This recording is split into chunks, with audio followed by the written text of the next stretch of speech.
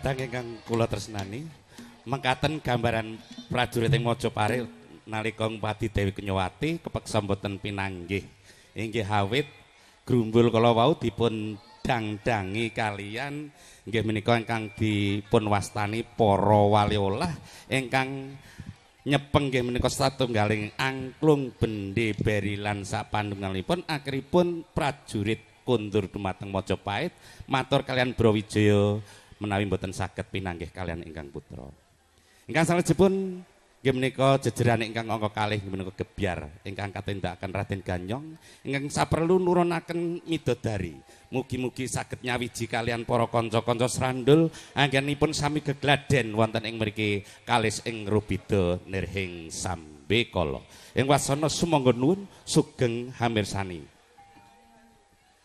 Ramyang-ramyang sorote sang mega malang biar katingal jumlara tembok